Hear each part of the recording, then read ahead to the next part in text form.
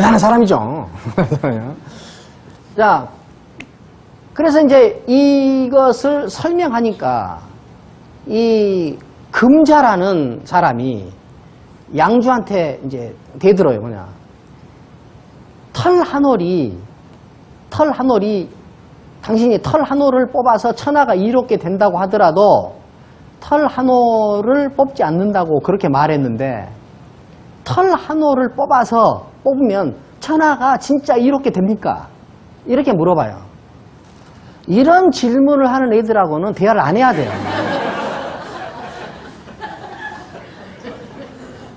답답한 형국이죠. 그러니까 양주도 아무 안 해버려요.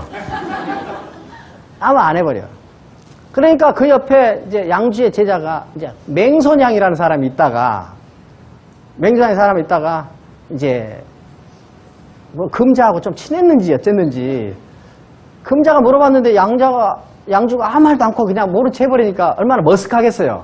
그러니까 아마 그 분위기를 좀 이렇게 완화시키기 위해서 이제 맹손양이 한 것 같아요.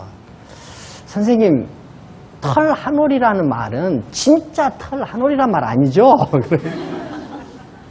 그러니까 양주가 그렇죠. 맞아. 털 한 올로 진짜 털 한 올로 천하를 어떻게 이렇게 하겠냐. 저 질문하는 놈이 답답한 놈이지. 그러니까 맹손양이 털 한 올이란 말은 인간의 몸을 이야기하는 거죠. 몸을 이야기하는 그렇게 이야기해요. 그러니까 양주가 그래 그렇다 그렇게 이제 대답을 해주죠. 그러니까 여기서 털 한 올을 가지고 상징하는 거는 양주의 여러 가지 이야기를 들어볼 때는 뭐 이렇게 신체를 이야기해요. 신체, 자신, 몸.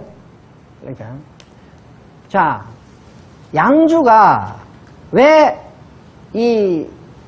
그러면은 털 한 올과 천하를 대비시킨 것을 좀 더 이제 세련되게 표현하면은 신체와 천하를 대비시킨 것으로 이제 이야기가 진전이 됐죠. 자, 신체와 천하를 대비시키고 있어요. 신체와 천하를 대비시키는 이유는 뭐냐? 신체는 만져집니까? 안 만져집니까? 만져지죠. 천하라는 거는 무엇이 천하예요? 천하라는 거는 사실 개념이죠. 개념이죠. 천하라는 것은. 뭐 구체적으로 땅도 있고 그렇지만 그 천하라는 거는 뭐 이것이 천하일 수도 있고 저것이 천하일 수도 있고. 그러니까 천하라는 거는 양주가 생각할 때 천하라는 것은 구체적인 실제 존재물이 아니라 하나의 이념의 구조물이고 그 이념을 실현하는 하나의 조직이다라는 거예요. 그런데 신체는 이념의 조직이 아니다. 이념의 조직이 아니다. 이 양주가 이런 말도 하죠. 개념에는 실제가 없고 실제에는 개념이 없다. 개념은 조작된 것이다. 개념은 만들어진 것이다. 이렇게 이야기를 해요. 자, 통치라는 것이 무엇이어야 되느냐? 항상 구체적으로 존재하는 실제 현실, 실제 세계를 반영해야 된다. 정치라는 거는. 그런데 정치라는 것이 천하를 위한다고 하면서 실제 구체적인 현실을 반영하고 있느냐? 이념을 반영하는 거 아니냐? 이념을 실현하려고 하는 거 아니냐? 지금 우리나라 정치에서 많이 보이죠?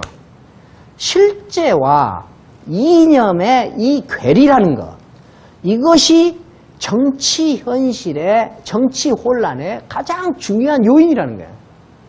이념이 실제를 지배하려고 하는 것. 실제가 이념을 생산하는 것이 아니라 이념이 실제를 지배하려는 것. 이것이 정치 현실의 가장 큰 모순이라고 보는 거예요. 노자는 이렇게 이야기합니다. 자기를 천하만큼 사랑하는 사람한테 천하를 맡길 수 있다. 학생운동을 통해서 우리가 많이 진보를 한 건 사실이지만 그 혁명이 완수가 됐습니까? 왜 혁명이 이루어지지 못하는가? 영웅은 어디에서 좌절하는가? 정치 환경을 작게 만들어야 된다는 거예요. 그것을 노자는 어떻게 표현하냐? 소국과민이라고 표현해요. 노자의 꿈은 어떤 환경 속에서 이루어질 수 있을까요? 노자한테는 어떻게 나타났는지를 보도록 하겠습니다. 자, 노자는 이렇게 이야기합니다. 자신을 천하만큼 귀하게 생각하는 사람한테 천하를 맡길 수 있고, 자기를 천하만큼 사랑하는 사람한테 천하를 줄 수 있다. 천하를 자기를 천하만큼 사랑하는 사람한테만 줄 수 있다는 거야. 그런데 우리 정치인들은 다 뭐예요? 이 한 몸 불살라서 조국과 민족을 위해서 바치겠다. 이 한 몸 불사른 사람도 보지도 못했고, 조국과 민족에 그렇게 헌신한 사람도 만나기 굉장히 어려웠어요. 자, 노자는 천하를 위한다는 사람은 구체적인 실제에서부터 유리된 사람이에요. 천하라는 것은 개념이에요. 구체적인 실제로부터 유리된 사람이에요. 그러니까 노자는 그런 사람은 믿을 수 없다는 거예요. 자, 이 말을 지금 이해하는데 아직은 좀 어려움이 있을 수 있겠어요. 함석헌 선생님 이야기를 빌려서 한번 해보겠습니다. 우리나라에서는 서양에서 들어온 철학의 훈련을 굉장히 많이 받았기 때문에 함석헌 같은 사상가들을 철학자 범위 안에 포함시키는 것을 굉장히 주저해요.